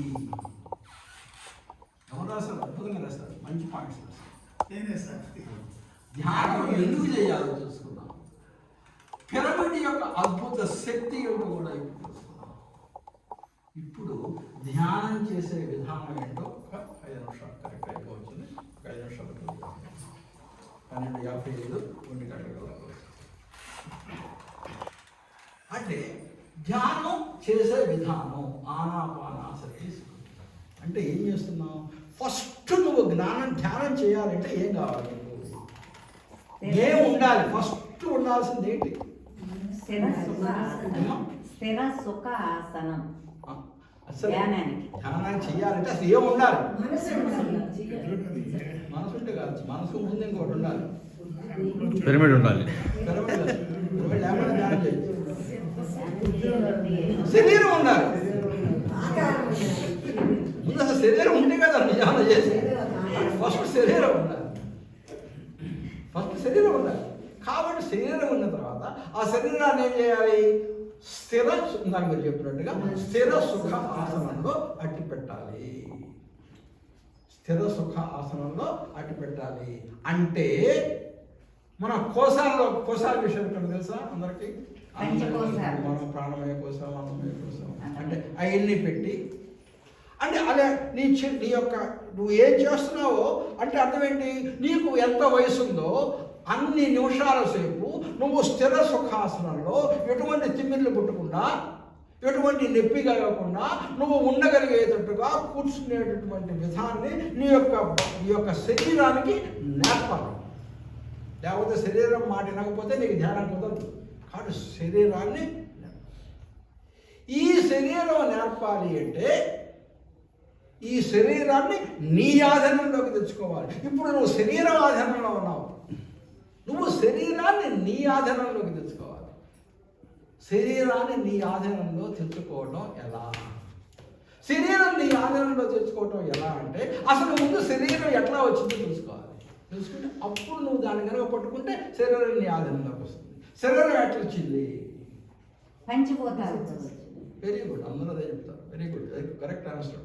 కానీ ఇంకో దానికి వెళ్తే భగవద్గీతలో అన్నాత్ భవంతి భూతాని అని అంటారు. శరీరం ఎక్కడి నుంచి వచ్చింది?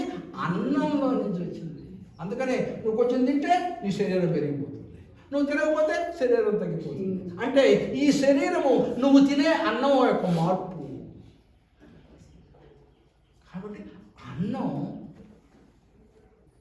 తక్కువ తింటే నీ శరీరం తక్కువ అంటూ నీ మాట. తర్వాత నువ్వు ఏ రకమైనటువంటి అన్నం తిన్నావో నీ శరీరం ఆ రకమైనటువంటి మార్పు చెందుతుంది. ఎందుకు? నువ్వు తిన్న ఆహారంలో 50% మలంగా మారిపోతుంది, ఒక 30% మాంసంగా మారిపోతుంది, 80%, ఇంకొక 15% రక్తంగా మారిపోతుంది, ఇంకొక 5% నీ మనసుగా మారిపోతుంది. ఎటువంటి ఆహారం తిన్నావో అటువంటి ఆలోచనలు. కాబట్టి నువ్వు ఆలోచన చేసి నీ యొక్క శరీరం యొక్క సాత్వికతలో ఉండాలి అంటే నువ్వు సరి అయిన ఆహారం తీసుకోవాలి. సరైన ఆహారం తీసుకోవాలంటే ఎటువంటి ఆహారం తీసుకోవాలి? శాకాహారాన్ని తీసుకోవాలి. అందుకని మన పత్రిజీ గారు ఏమన్నారు? శాకాహార జగత్. కాబట్టి శరీరం నీ మాట వినాలి అంటే చక్కగా కూర్చోవాలి అని అంటే నువ్వు ఎక్కడికి వెళ్ళింది? రూట్ కాదు, ఆహారంలోకి వెళ్ళింది. కాబట్టి తెలుసుకుని నువ్వు ఎంత తినాలో అంత తింటూ ఎక్కువ తినకుండా తక్కువగా తీసుకుంటే నువ్వు చక్కగా కూర్చుంటావు. అంటే నువ్వు ఏ కోశాన్ని దాటిపోయావు? అన్నమయ కోశాన్ని మీద విజయం సాధించేసావు. అది అన్నమయ కోశం. ఇది మొత్తం అన్నమయ కోశం. అన్నంతో తయారైంది శరీరం మొత్తం. అప్పుడు కూర్చున్న తర్వాత స్థిర సుఖాసనంలో హాయిగా కూర్చొని చేతులు 2 కలిపి వేళ్ళల్లో వేలు పట్టుకొని కళ్ళు 2 మూసుకొని కన్నులు 2 మూసుకున్నాం. ఎందుకు? అది కూడా ఏ భాగం? శరీరంలో ఒక భాగమే. కాబట్టి మన కళ్ళకి ఏం అలవాటు? బయటికి చుట్టం అలవాటు. ఈ శరీర భాగమైనటువంటి కళ్ళు కనుక మూసుకుంటే బయటికి చూసే కళ్ళు ఎటువైపు చూడబడతాయి? లోపలికి చూస్తాయి, అంతర్ముఖం అయిపోతాయి, లోపలికి చుట్టం మొదలు పడతాయి. ఎందుకు? బయట చూడనివ్వటం లేదు, ఎటో కూడా చూడాలి. చూసే అలవాటు ఉన్నటువంటి కళ్ళు ఎటో కూడా చూడాలి అంతే. అప్పుడేం చేసావు? 2 వైపులా చూడగలదు. ఒకటి లోపల చూడగలదు, లేదా బయట చూడగలదు. కాబట్టి ఎప్పుడైతే బయటకు చూడటం కనుక కట్ చేసావో ఆటోమేటిక్గా లోపలికి వెళ్ళిపోతుంది. కాబట్టి ఇప్పుడు శరీరం రెడీ అయిపోయింది, కూర్చున్నాం. ఇప్పుడు ఏం చేస్తావు? ఈ శరీరంలో ఉన్నటువంటి కొన్ని లీకేజ్ పాయింట్స్ ఉంటాయి. అంటే ధ్యానంలో ఒక శక్తిని పొందుతాము. ధ్యానంలో ఒక శక్తిని పొందినప్పుడు లోపల ఎంతో శక్తి ఉద్భవం అవుతూ ఉంటుంది. పొందినప్పుడు ఈ యొక్క శక్తి లీక్ కావడానికి అవకాశం ఉంటుంది.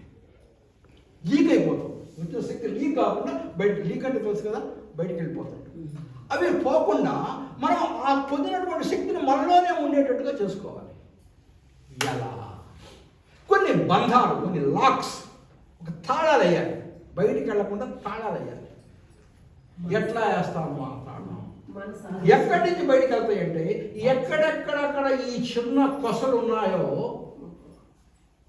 ఎక్కడెక్కడ ఈ చిన్న కొసలు ఉన్నాయో అక్కడి నుంచి ఆ శక్తి బయటికి వెళ్ళే ప్రమాదం. అందుకని ఏం చేయాలి తెలుసా? లాక్ చేయాలి. అంటే ఇక్కడ నుంచి వచ్చిన శక్తి బయటకు పోకుండా మళ్ళీ ఇటు ఉన్నా మళ్ళీ తిరగాలి. కాబట్టి ఎందుకు మనం లాక్ చేస్తాం? అదే కాళ్ళల్లో ఇట్లా పెడతాం. అంటే ఇది ఇట్లా పోకుండా ఇట్లా వచ్చినటువంటి శక్తి మళ్ళీ ఇటు వెళ్ళి మళ్ళీ అంటే ఒక వలయాన్ని, శక్తి వలయాన్ని సృష్టిస్తాం. శక్తి ఎక్కడ కూడా బయటకు పోతుంది. తర్వాత మన అన్నిటికంటే కింద భాగంలో నుంచి కూడా శక్తి బయటికి వెళ్ళే ప్రమాదం ఉంది. అందువల్ల ఏమంటాం? కూర్చునేటప్పుడు ఈ రెండింటిని బాగా కనుక మోకాళ్ళ బాగా లాగామనుకోండి, ఈ పిల్లల భాగంలో దగ్గరికి వస్తుంది. బాగా కింద భాగం మూసుకొని పోతుంది. దాన్ని మూలబంధం అంటాం. అది ఇక్కడ స్ట్రైట్గా కనుక పెడితే కింద లాక్ అయిపోతుంది. అప్పుడు కింద నుంచి ఇటు ఉండిపోయే శక్తి బయటికి పోకుండా అన్ని విధాలుగా లాక్ చేసి పడేస్తాం బాడీని. కూర్చున్నాం, అన్నమయ్య కోసం నిర్ణయం చేస్తున్నాం, వీటన్నిటి ఇవన్నీ కనుక చేస్తే అన్నమయ్య కోశాన్ని జయించిన వాడు అవుతాం. నెక్స్ట్ ఏంటి? ఉచ్ఛ్వాస నిశ్వాసాలను గమనించాలి. ఎక్కడికి వచ్చాం? ఇప్పుడు ప్రాణమయ కోశంలోకి వచ్చాం. ప్రాణమయ కోశం అంటే ఏంటి? తీసుకునేటువంటి గాలిని ప్రాణమయ కోశానికి వచ్చాం. కాబట్టి దీన్ని జాగ్రత్తగా గమనిస్తూ కనుక చేస్తే ప్రాణమయ కోశాన్ని జయించిన వాడు అవుతాం. కాబట్టి అన్నమయ కోశాన్ని జయించావు, ప్రాణమయ కోశాన్ని జయించావు. తర్వాత ఏంటి?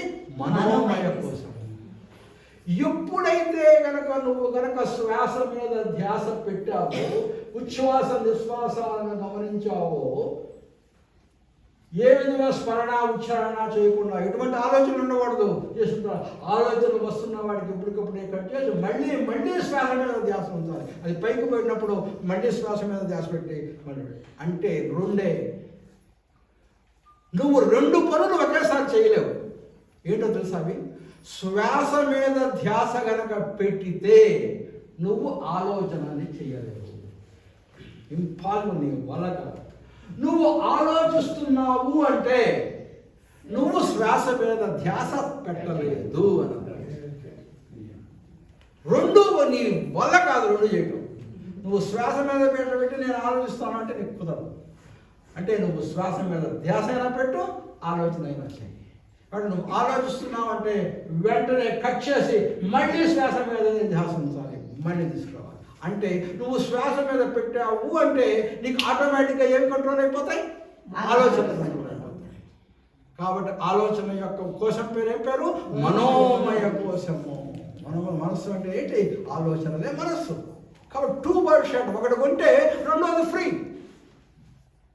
నువ్వు గనక ప్రాణమయ కోశాన్ని జయించావా, ఇంకొక జయం నీకు యాడ్ చేస్తాడు. ఒకటి కొను, రెండోది యాడ్ చేసేస్తాడు. 1 by 1 get 1 free. కాబట్టి ప్రాణమయ కోశాన్ని జయించు, వెంటనే మనోమయ కోసం నీకు ఆలోచనలు ఆటోమేటిక్గా సొంతమైపోతాయి. నువ్వు చేయాల్సిన పని.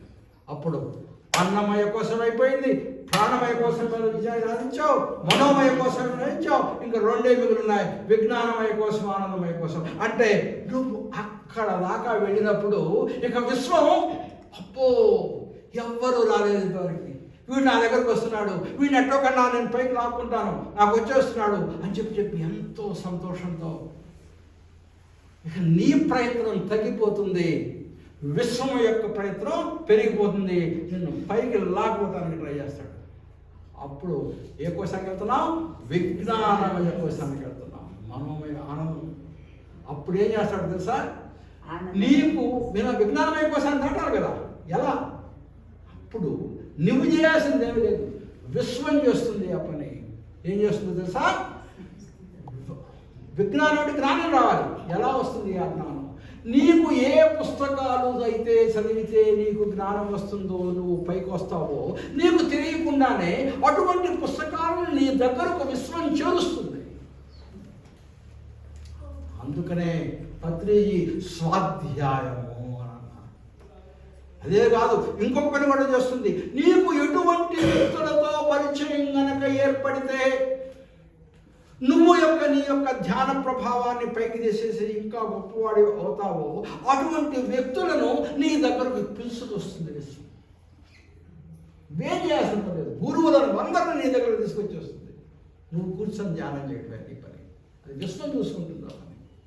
కాబట్టి స్వాధ్యాయం చేశావు, సజ్జన సాంగత్యం, ఎంత సజ్జన సాంగత్యం సాంగత్యం ఏమొచ్చింది? నీకు జ్ఞానం వచ్చింది. కానీ మనం ఏ దాని విజయం సాధించాల్సిన దాని పేరు ఏం పేరు? విజ్ఞానమయ కోశం. మనకేమొచ్చింది? జ్ఞానం వచ్చింది. జ్ఞానం విజ్ఞానం ఒకటేనా? కాదు. అది జ్ఞానం విజ్ఞానం ఎప్పుడు అవుతుందో తెలుసా? ఎప్పుడైతే జ్ఞానానికి వినయం జోడించావో, జ్ఞానం విజ్ఞానంగా మారుతుంది. జ్ఞానం వినయాన్ని జ్ఞానంతో కనుక జోడిస్తే అప్పుడు విజ్ఞానం వస్తుంది. నాకు తెలుసు, నేను గొప్ప, మీరు తెలియని వాడు, నేను తెలిసిన వాడిని అని చెప్పి ప్రవర్తించగా నీ జన్మలో విజ్ఞానమయ కోసం దాకా. కాబట్టి విజ్ఞానమయ వస్తుంది. విజ్ఞానమయ ఆ విజ్ఞానమయ కోసం దాటినప్పుడు నువ్వేమైపోతావు? ఇంకా ఉందమ్మా, కొంచెం ఒక్క 2 నిమిషాలు ఆగలేదు. నువ్వు విజ్ఞానమయ కోశాన్ని దాటావు. ఎప్పుడైతే నీకు విజ్ఞానం వచ్చాదో నువ్వు ఎవరిగా మారిపోతావు? టైం ఉంది తల్లి, పరిగెత్తున్నాను.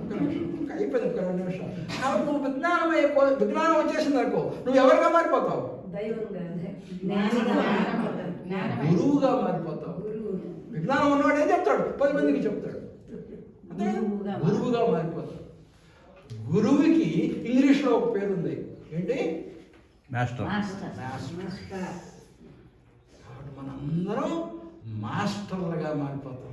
పత్రిజీ వారు మనందరిని ఏమంటారు?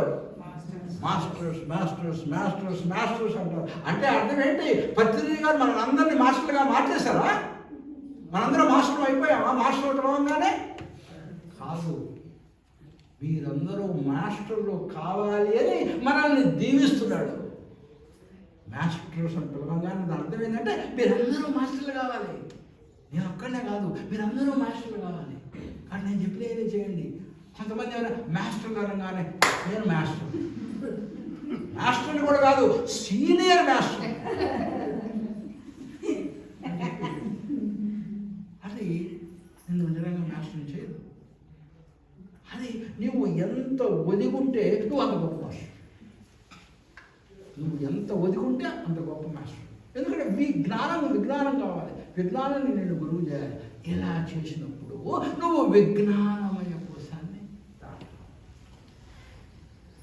కాబట్టి నువ్వు జయించినటువంటి అన్నమయ కోసం మీద విజయం సాధించి, శరీర మీద కనుక ప్రాణం మీద చేసి ప్రాణమయ కోసం మీద సాధించి, ప్రాణమయ కోసం మీద విధానం సాధించగానే మనోమయ కోసం మీద విజయం సాధించి, మనోమయ కోసం మీద విజ్ఞానం సాధించి, తర్వాత విజ్ఞానమయ కోసం మీద విజయం కనుక సాధించి, అప్పుడు గనక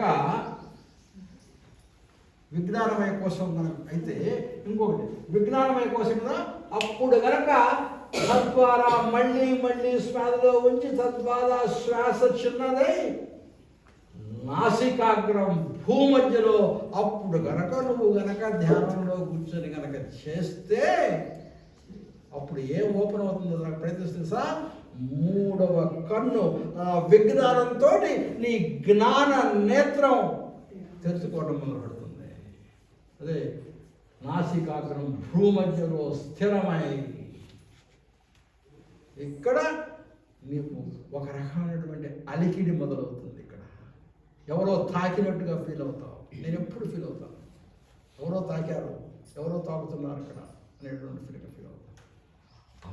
స్థితిలో నాసికాగ్రం అంటే ఇది కాదు, ఎవరో కరెక్ట్గా రాశారు, అద్భుతం సార్. భూమధ్యం అందరూ ఏమనుకుంటారు తెలుసా, నాసికాగ్రం అంటే ఇది అనుకుంటారు. ఇది కాదు, ఇది అద్భుతంగా రాశారు. నాసికాగ్రం అంటే నాసికాగ్రం అంటే ఇది.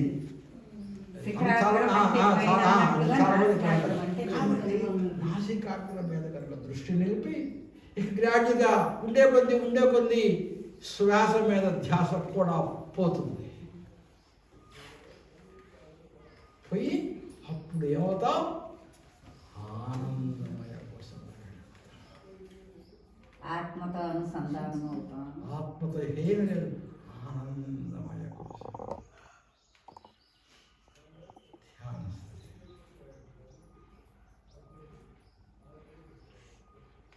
అయిపోయిందా? ధ్యానం అయిపోయిందా? ధ్యానం యొక్క అంచులకు చేరామా? ఇంకా ఏమన్నా మిగులుందా? ఇంకా ఏమన్నా మిగులుందా? ధ్యానం అయిపోయిందా? ధ్యానం చేరామా? ధ్యానం అంచులకు చేరామా? ధ్యాన గమ్యం ఏంటో చేరామా? ఒక్కటి మిగిలింది. ధ్యానము యొక్క గమ్యం ఏంటో తెలుసా? దాని కూడా ధీ అనే అక్షరంతో అంతం అవుతుంది. ఆ పేరు ధ్యానం అనేది ధీతోటి మొదలవుతుంది. ధ్యానం యొక్క గమ్యం ఎక్కడికి చేరాలో కూడా ఒక మాట ఉంది. ఆ మాట కూడా ధీ అనే పదంతో అంతమవుతుంది. ఏంటిది అది పదం? ఎవరైనా చెప్పగలరా?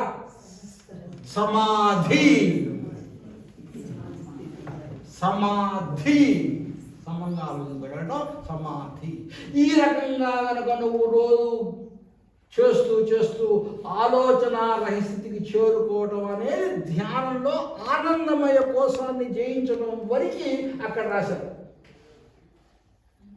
కింద ఇంకో మాట రాశారు చూడండి, ధ్యానం వలన లాభాలు ఏంటో తెలుసా? నువ్వు ఆనందమయ స్థితి నుంచి ఇంకా పైకి వెళ్ళి ఇక్కడి నుంచి ఇక్కడికి వెళ్తావు. సహస్రానంలోకి వెళ్తున్నావు. ఇంతవరకు ఇక్కడికే వచ్చావు. ఇక్కడి నుంచి ఇంకా ఉంది. ఇది కాదు నీ అంతం, ఇది సహస్రారం. ఇక్కడ రావడం కాదు, ఇక్కడికి వెళ్ళటం నీ యొక్కది.